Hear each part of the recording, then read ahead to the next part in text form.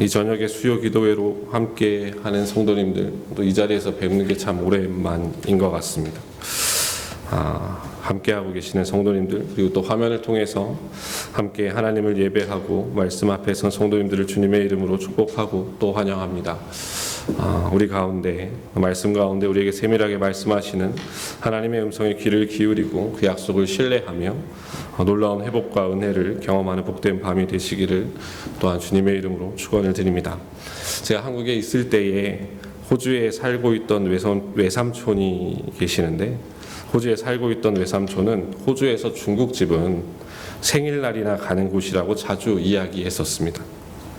한국에서 전화 한 통이면 배달까지 해주는 중국집인데, 한국에서 생각하면 그리 비싸지 않게 쉽게 먹을 수 있는 중국 음식인데 호주에서는 왜 생일날 가야 하는가?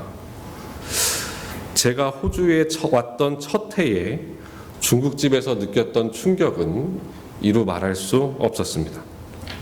짜장면 한 그릇에 이 가격이라니, 이 가격을 주고 이런 짜장면을 먹어야 하다니 라는 충격에 휩싸였었죠. 물론 다른 레스토랑을 가도 마찬가지였습니다. 한국에서 오랫동안 살다가 다른 레스토랑도 다 가도 비쌌어요. 그런데 가장 적응하기 힘든 음식은 중국 음식이었습니다. 그런데 호주에서 산 지도 3년이 지나니까 점점 짜장면 한 그릇의 가치가 무뎌지기 시작했습니다. 그건 다른 음식들도 마찬가지였어요. 우리는 살면서 익숙함이라는 걸 경험합니다. 다른 말로는 적응했다고도 하죠. 낯선 환경을 마주하는 우리는 때로 두려움이나 놀라움이나 어려움을 겪기도 하지만 그것에 익숙해지기 시작하면 우리는 처음보다 편안함을 느끼게 됩니다. 설교하는 것이 지금도 저에겐 되게 벅차고 어려운 일이긴 하지만, 제가 처음 전도사 때 설교했던 걸 생각하면 이 마이크를 손을 어떻게 할 수 없어서, 아직까지 기억하는, 손을 어떻게 할 수 없어서 마이크를 붙잡고 설교를 했거든요. 근데 예배 끝나고 주일학교 교사 선생님들이 다 찾아오셔가지고 전도사님 마이크가 너무 많이 흔들렸어요 그러시네요. 손이 너무 많이 떨어가지고 이게 눈에서 보였대요. 저기 앉아있는데도. 사역을 오래 하다 보면 설교하면서 손 떠는 일은 그렇게 많지 않습니다. 어느 순간 그것이 조금 익숙해지고 조금 편안해지죠. 그건 일을 할 때에도 마찬가지일 겁니다. 처음 해보는 일은 항상 무언가 조금 어설퍼 보이기도 하고 잘 안 되는 것 같기도 하지만, 그 일이 손에 익기 시작하면 우리는 조금 더 빠른 시간에 그 일을 마치기도 하고 일의 효율성이 더 좋아지기도 하죠. 그렇게 생각하면 익숙해진다는 것이 우리에게 주는 유익들도 분명히 있을 겁니다. 그런데 반대로 익숙해지는 것이 우리에게 주는 불이익들도 있을 거예요. 대표적인 것이 가치의 문제입니다. 처음에도 말씀드렸지만 우리가 어떤 하나에 익숙해지면 우리도 모르는 사이에 그것의 가치를 잃어버리기 시작할 수 있습니다. 대표적인 것이 가족이 아닐까 싶어요. 부부 사이의 관계나 자녀들이 부모를 대하는 모습들을 보면 항상 곁에 있고 항상 같이 있다 보니까 그들이 소중하다는 걸 알지만 그럼에도 불구하고 그 소중함의 가치를 쉽게 잊을 때가 많죠. 우리의 익숙함을 한번 하나님께 대입해 볼까요? 우리의 익숙함을 함께 한번 예배에 대입해 볼까요? 우리가 부르는 찬양이나 우리가 하나님께 올려드리는 기도나 우리가 하나님 앞에 나와서 함께 모이는 이 자리를 한번 우리의 익숙함에 비추어서 생각해 보면 과연 그 익숙함은 우리에게 좋은 방향으로 우리를 이끌어가고 있습니까? 아니면 안 좋은 방향으로 이끌어가고 있습니까? 하나님의 은혜가 너무나 익숙해진 나머지 어느 순간 그 가치를 조금씩 잃어가고 있다면 그것은 우리에게 분명히 안 좋은 쪽으로 작용하는 익숙함일 겁니다. 오늘 본문에서도 이 이스라엘 백성들이 익숙하다 보니까 그 소중함을 잃어버리는 모습을 우리에게 보여주는데, 그것은 하나님의 은혜입니다.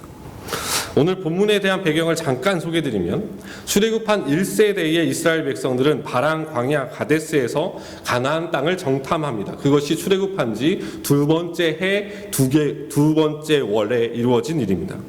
그런데 갈렙과 여호수아를 제외한 10명의 정탐꾼들은 우리가 다 알다시피 가나안인들은 너무 크고 장대하니까 우리가 그들 앞에 가면 밥이 될 거라 그러면서 안 된다고 얘기하죠. 그 소식을 듣고 이스라엘 백성들이 밤새 통곡합니다. 그때에 하나님께서 진노하세요. 그리고 여호수아와 갈렙을 제외한 1세대 이스라엘 백성들은 광야에서 모두 죽을 것이라고 말씀합니다. 그렇게 그들은 광야의 40년 생활을 시작하죠. 그렇게 광야를 돌아다니다가 드디어 민수기 20장에 보면 다시 그들이 가데스에 이릅니다. 이제 1세대들은 다 죽어가고 있었고 이제 출애굽 2세대들이 그 여정을 함께 하고 있었는데 이 가데스에서 바라보면 가나안이 저 앞에 목전에 있어요. 그래서 민수기 20장 14절에 보면 모세가 에돔 왕에게 사신을 보내서 우리가 이제 가나안 땅으로 들어갈 건데 니네 땅, 그러니까 에돔 민족의 땅을 관통해서 직선으로 나아가서 니네 땅을 지나가도 되겠느냐라고 했는데 에돔 왕이 그것을 거절합니다. 직선으로 가면 가나안 땅이 이제 곧장 나오는데 에돔 왕이 그것을 거절하니까 이스라엘 백성들은 할 수 없이 에돔을 우회해서 돌아가야 돼요. 그것이 우리가 읽은 오늘 본문 4절의 배경입니다. 오늘 본문 4절에 보면 이렇게 되어 있는데 백성이 호르산에서 출발하여 홍해길을 따라 에돔 땅을 우회하려 하였다가 길로 말미암아 백성의 마음이 상했다라고 되어 있어요. 그러니까 이제 눈앞에 목전에 바로 앞에 있는데 직선으로 가면 가나안 땅이 금방인데 이스라엘 백성들이 에돔 왕이 이 길을 안 내주니까 우회해서 돌아가야 되는 거예요. 근데 그 길을 홍해길이라고 표현하거든요. 우리가 오늘 본문에서 눈여겨보아야 할 첫 번째가 바로 이 점인데 본문 4절에서 이스라엘 백성들의 마음이 상하였다라고 기록하고 있는데 히브리 단어를 보면 카차르라는 단어가 쓰여요. 근데 이 원래 카차르라는 단어는 짧다입니다. 원래 의미는 짧다예요. 근데 이것이 사람의 마음과 같이 쓰일 때는 무엇을 참을 수 없다로 쓰입니다. 그러니까 이스라엘 백성들이 지금 마음이 상했다는 의미는 뭐냐면 지금 이 상황을 도무지 견딜 수 없다예요. 이 상황을 더 이상 견딜 수가 없다. 왜 그들은 그 상황을 견딜 수 없다고 했을까요? 이유는 두 가지인데 그 첫 번째 이유가 제가 방금 말씀드린 그 이유입니다. 가나안은 이제 직선으로 가면 코앞인데 에돔 땅을 지나가지 못하니까 우회해서 가야 되는데 그 길이 광야길이에요. 지금껏 고생 광야를 계속 돌아다니다가 이제 가데스 앞에 딱 도착을 했는데 이제 직선으로 가면 가나안 땅이 코앞인데 에돔 왕이 길을 안 내주니까 이스라엘 백성들은 홍해길로 우회해야 되는데 그 우회길이 다시 광야길입니다. 4절에서 그 길을 홍해길이라고 표현하는데 이 홍해길은 사해 남부에서 아라바 광야를 거쳐서 홍해 동쪽에 위치한 에시온게벨이라는 도시까지 이어진 길. 중요한 건 다 도시 이름 필요 없고 그 길의 대부분은 아라바 광야라는 거예요. 대부분 다 사막지대입니다. 대부분 다 사막지대예요. 그래서 이스라엘 백성들이 5절에서 얘기하는 건 다 사실입니다. 5절에서 이 사람들이 뭐라고 원망하냐면 먹을 것도 없고 물도 없다는 거예요. 그 길 들어가면 먹을 것도 없고 물도 없다예요. 이 말은 객관적으로 사실입니다. 아라바 광야는 철저한 사막이에요. 없어요. 그들이 걸어갈 길의 형편을 바라보면 견디기 힘들다는 거예요. 우리도 이럴 때가 많죠. 우리의 삶의 모습을 바라보면 광야 같은 인생길에서 견디기 힘들 때가 많죠. 우리의 광야 같은 인생길에서 마음 상할 때도 많아요. 직선으로 가면 되게 빨라 보이는 것 같은 인생길인데 왜 이렇게 돌아갈까 싶을 때도 많습니다. 그러나 이스라엘 백성들이 마음이 상하는 것, 그 상황을 견딜 수 없는 더 큰 이유는 다른 곳에 있었는데 그것은 그들에게 베풀어 오셨던 하나님의 은혜를 잊어버리고 그분의 약속을 신뢰하지 못했기 때문입니다.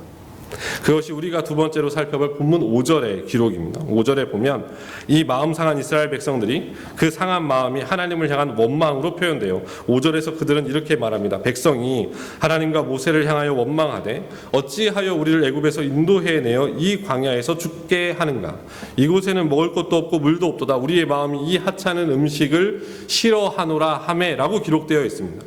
이스라엘 백성들이 그들이 걸어가게 될 홍해길을 생각하면서 원망하면서 그들이 싫어한다고 아우성친 게 있는데 그들은 그것을 하찮은 음식이라고 불러요. 그런데 그것이 무엇인지 아십니까? 우리가 잘 아는 만나입니다. 만나예요. 여기서 하찮은이라고 번역된 히브리어 켈로켈은 가치 없다라는 의미이고, 다른 구약 성경을 보면 이 단어가 어떻게 쓰이냐면 무엇을 경멸하여 하찮게 여기다라고 쓰입니다. 그리고 싫어하노라로 번역된 히브리어 쿠츠라는 말은 단순히 내가 이 사람을 싫어한다는 의미가 아니라 그걸 넘어서서 저 대상이 없어졌으면 좋겠다, 꼴 보기 싫다, 내 눈앞에서 사라졌으면 좋겠다 라고 쓰일 때 쓰이는 단어예요. 그러니까 지금 이스라엘 백성들은 만나를 가리켜서 뭐라고 얘기하냐면 저 가치 없는 음식이 지금 당장 내 눈앞에서 없어졌으면 좋겠다 라고 소리 지르고 있는 겁니다. 만나는 무엇을 상징할까요? 만나는 이스라엘 백성들에게 이스라엘 백성의 광야 40년 동안 베푸시는 하나님의 은혜를 상징하고 그것을 대표하는 것이 바로 이 만나입니다. 이스라엘 백성들의 광야 40년의 걸음 속에서 안식일을 제외하고 하루도 빠짐없이 내려왔던 것이 만나예요.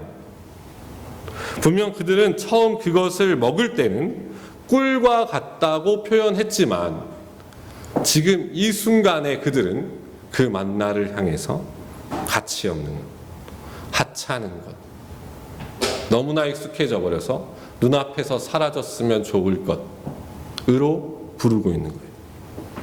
그 만나뿐만 아니라 그것을 베푸시는 하나님까지도 원망하는 자들이 되어 있는 거죠. 사랑하는 성도님들, 어느 순간 우리도 하나님의 은혜에 너무 익숙한 나머지 그 가치가 하찮아지지는 않았는지 살펴보아야 합니다. 우리에게 베푸신 오늘의 하루가 숨을 쉬면서 호흡하며 활동하게 하시는 하나님의 그 은혜가, 때를 따라 도우시고 피할 길을 내시는 하나님의 손길이, 함께 모여서 찬양하고 기도하며 말씀을 들으며 예배하며 하나님의 사람들과 만나서 교제하는 일들이, 그리고 교회 안에서 성찬을 통해서 주님의 빵과 잔을 함께 나누며 성령 안에서 교제하는 이 수많은 일들이 어느 순간 우리에게 너무도 익숙해져 버려서 가치를 이미 상실한 채 그저 반복되는 일 중에 하나로, 나의 의무처럼 꼭 해야만 하는 일인 것처럼, 마치 안 하면 벼락 맞을 것 같으니까 그러한 것들이 되어버리지는 않았을까요? 우리는 너무도 쉽게 영적인 기억 상실증에 걸립니다. 그런데 우리가 꼭 기억하는 것들이 몇 가지가 있어요. 내가 상처를 받았다거나, 누군가가 나에게 갚을 돈이 있다거나, 누군가 자신에게 아픔을 안겼다거나, 혹은 내가 누군가에게 선을 베풀었다거나, 잘 안 하지만 어쩌다가 오래 갑니다. 우리의 기억 속에 오래 가요. 오래 남습니다. 끝까지 마음에 안고 살죠. 그러나 우리의 인생길에서 하나님께서 우리에게 베푸신 은혜는 너무도 쉽게 있는 우리이기도 합니다. 5절의 이스라엘 백성들의 고백을 봐도 그렇죠. 그들의 원망을 잘 살펴보시면 그들은 하나님께서 자신들을 어떻게 애굽에서 인도해 내셨는가에 대한 이야기는 절대 하지 않습니다. 그들을 애굽에서 건지시기 위해서 하나님께서 애굽에게 재앙을 내리시고 홍해를 가르시고 만나와 메추라기로 먹이시고 구름기둥과 불기둥으로 인도하시고 대적들을 무찌르게 하시며 신발이 닳지 않도록 옷이 헤어지지 않도록 지키시고 인도하시고 베푸시고 보호하셨던 하나님에 대한 이야기는 단 하나도 하지 않습니다. 깡그리 잊어버려요. 그 일에 대해서는 단 한마디도 언급하지 않습니다. 그런데 이들이 단순히 하나님의 은혜만을 잊으면 다행인데 그들이 잊어버린 것이 또 있습니다. 5절을 다시 보면 그들은 이렇게 아우성쳐요. 어찌하여 우리를 애굽에서 인도해내어 이 광야에서 죽게 하는가? 이들은 또 무엇을 잊어버렸습니까? 하나님께서 왜 그들을 애굽에서 인도해 내셨는가도 잊어버렸어요. 구원해 내신 목적, 하나님께서 애굽에서 그들을 건져내신 목적, 하나님께서 그들을 왜 애굽에서 건져내셨는가에 대한 이유와 목적을 다 상실했어요. 하나님께서 이스라엘 백성들을 구원해내신 목적에 대해서 출애굽기 3장 12절에 이렇게 말씀해요. 하나님이 이르시되 내가 반드시 너와 함께 있으리라. 모세에게 하신 말씀인데 내가 그 백성을 애굽에서 인도하여 낸 후에 너희가 이 산에서 하나님을 섬기리니 이것이 내가 너를 보낸 증거니라. 다시 7장 16절 그에게 이르기를 히브리 사람의 하나님 여호와께서 나를 왕에게 보내어 이르시되 내 백성을 보내라. 그러면 그들이 광야에서 나를 섬길 것이니라. 출애굽기 19장 5절 6절 세계가 다 내게 속하였나니 너희가 내 말을 잘 듣고 내 언약을 지키면 너희는 모든 민족 중에서 내 소유가 되겠고 너희가 내게 대하여 제사장 나라가 되며 거룩한 백성이 되리라. 하나님께서 이스라엘 백성을 출애굽시키신 이유가 어디에 있습니까? 이 구절들을 하나님의 말씀을 다 살펴보면 이스라엘 백성들이 고난받고 있어서 하나님께서 그들을 건져내셨을까요? 불쌍해서? 그건 부차적인 이유입니다. 가나안 땅에 들어가는 것이 하나님의 출애굽의 목적입니까? 아닙니다. 그것은 하나님께서 아브라함부터 시작된 약속을 지켜내시기 위한 그 약속의 결과예요. 하나님께서 이스라엘 백성들을 출애굽시키신 가장 큰 목적은 어디에 있냐면 하나님의 거룩한 백성이 되게 하려 하심인데 그 일의 시작은 광야에서 하나님을 섬기는 일로 시작됩니다. 하나님께서 분명히 말씀하셨잖아요. 이 백성을 내보내라. 그럼 광야에서 이 백성이 나를 섬길 것이라. 즉 그들이 지금 광야에 있는 이유는 하나님을 섬기기 위함입니다. 하나님을 섬기기 위함이에요. 단순히 광야에서 제사 드릴 뿐만 아니라 광야의 삶 속에서 하나님을 알고 배우고 그 속에서 하나님을 경배하고 순종하며 예배하는 자들로서 거룩한 백성임을 세계 가운데 드러내도록 그러한 삶을 살도록 출애굽하여 광야에 있는 겁니다. 사랑하는 성도 여러분, 하나님께서 우리를 왜 구원하셨습니까? 하나님께서 우리를 구원하신 목적과 이유를 상실하면 우리도 어느 순간 이스라엘 백성처럼 하나님을 원망하게 됩니다. 하나님께서 우리를 당신의 자녀 삼으시고 당신의 백성으로 삼으신 이유와 목적을 오해하기 시작하면 우리도 이스라엘 백성처럼 광야 같은 우리의 인생길에서 늘 음식 걱정과 물 걱정에 허덕이면서 살 겁니다. 여전히 눈에 보이는 것들에 우리의 마음을 빼앗긴 채 늘 조급한 마음으로 견디지 못하며 살아갈 겁니다.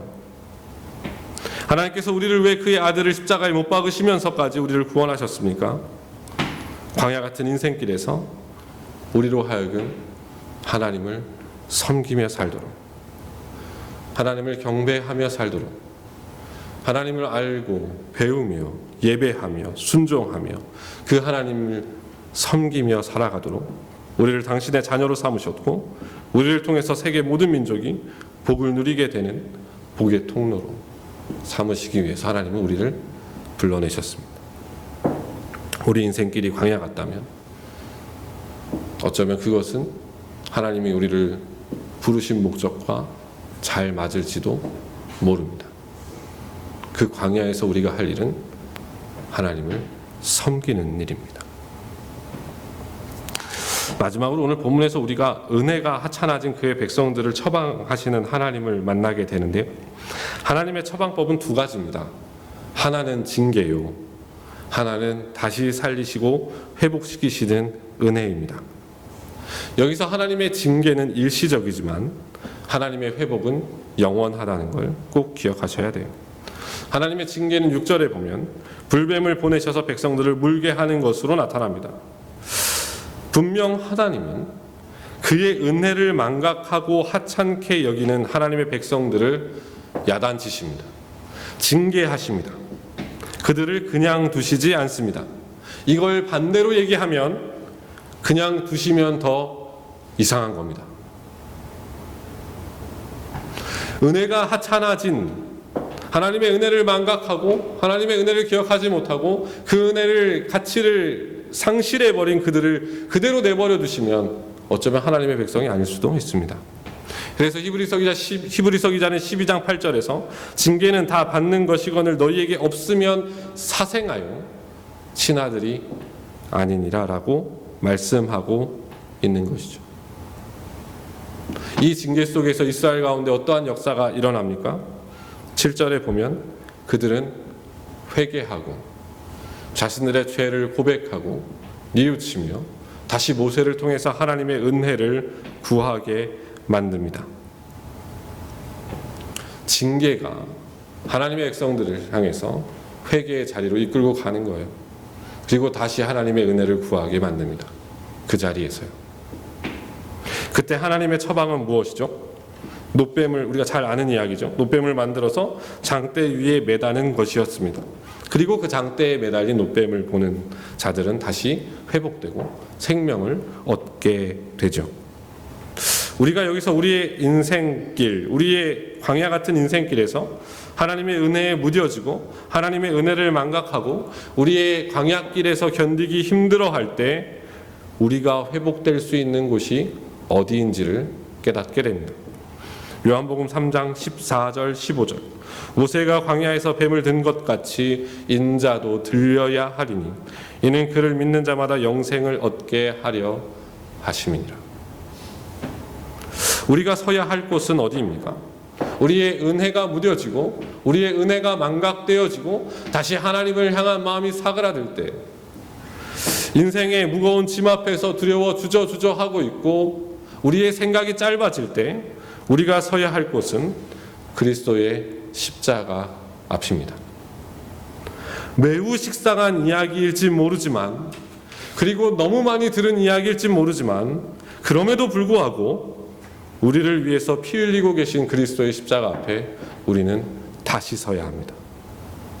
그분이 우리를 구원하시기 위해서 우리를 하나님의 자녀로 삼기 위해서 어떻게 살아가셨는가, 어떤 고난을 받으셔야만 하셨는가, 어떻게 죽으셔야만 하셨는가, 그 모든 일들 가운데 죄인된 내가 할 수 있었던 일은 아무것도 없었다는 것을 다시 고백하면서 다시 그 십자가의 은혜 앞에 우리의 마음이 무너져 내려야만 합니다. 교만해졌던 우리의 마음이 무너져 내려야 하고 눈에 보이는 것들만 추구하며 따라다녔던 내 자신이 무너져 내려야 하며 하나님의 은혜에 익숙해지고 무뎌져서 강팍해진 우리의 마음이 다시 그 십자가 앞에서 철저하게 무너져 내려야만 합니다. 그 십자가는 본디 내 자리입니다. 그 십자가가 예수님의 자리라고 생각하지 마세요. 원래 그 자리는 내 자리입니다. 우리의 죄악과 허물에 내가 내달려야 하고 내가 있어야 할 자리가 그 십자가의 자리인데 하나님의 아들이 보잘것없는 나를 위해서 내 자리를 대신하신 거예요. 그 사실을 다시 기억하면, 그 십자가의 은혜를 다시 기억하면 광야길 같은 우리 인생길에서 마음 상한 우리가, 은혜에 묻어진 우리가 잃어버렸던 생명력을 다시 회복하는 놀라운 역사가 시작됩니다. 사랑하는 성도님들, 이 밤에 우리가 다시 그리스도의 십자가 앞에 서야 합니다. 이제껏 우리의 모습이 어떠했든 그건 다 십자가 앞에 서면 해결될 일입니다. 중요한 건 지금 우리가 그리스도의 십자가 앞에 서는 일입니다. 그리고 날마다 그 십자가 앞에 서는 겁니다. 이 밤에 우리에게 그 십자가의 은혜가 충만한 복된 밤이 되시기를 주님의 이름으로 축원을 드립니다. 말씀을 정리할게요. 사랑하는 성도님들, 우리가 바라보고 붙잡아야 할 것은 그리스도의 십자가 밖에는 없습니다. 광야와 같은 인생길에서 하나님께서 우리를 구원해내신 이유와 목적을 따라 살려 하면은 분명 어렵고 힘든 길입니다. 그게 쉽다고 말하지는 않아요.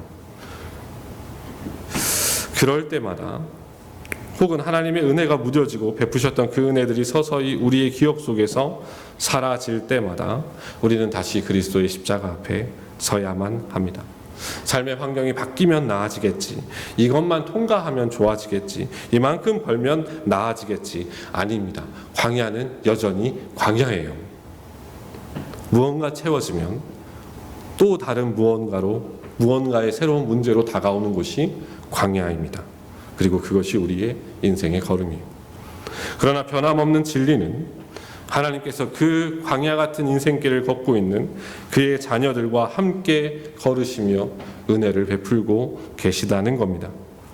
그리고 하나님은 그 은혜를 높이 세워진 그리스도의 십자가를 바라보는 자들에게 베푸시리라 약속하셨습니다.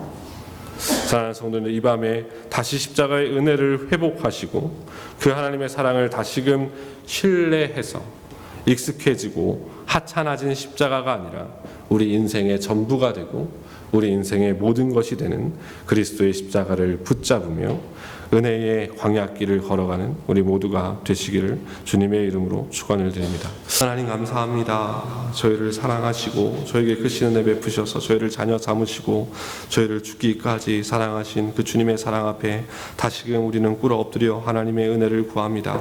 하나님, 너무나도 익숙해진 우리의 신앙생활과 우리의 아버지 안에 눈에 보이는 것들을 추구하는 마음들과 삶의 형편과 삶의 처지와 우리 인생길의 어려움들과 아픔들과 고난 가운데서 하나님의 은혜를 망각하고 잊어버릴 때 많으며 하나님의 부신 사랑을 다 기억하지 못할 때 많으며 하나님 그 십자가 바라보지 못할 때 많으며 예수 그리스도의 그 사랑을 다 알지 못할 때 많은 우리임을 주님 앞에 고백하며 다시금 아버지 주님 앞에 겸손한 마음으로 나아가 주의 십자가 앞에 꿇어 엎드려 주님의 은혜를 구하며 나아가니 하나님, 우리의 심령을 새롭게 하시고 우리의 마음을 회복시켜 주시고 우리 가운데 그리스도의 생명을 부어 주셔서 하나님, 광야와 같은 인생길에서 주저앉아 있는 우리가 다시금 그 십자가 붙들고 뛰어가게 하시며 걸어가게 하시며 승리의 노래를 부르게 하시고 주님의 십자가를 쫓아가며 기쁨으로 주를 섬기며 하나님을 경배하며 하나님을 예배하는 자들로 세움받을 수 있도록 주께서 함께하여 주옵소서.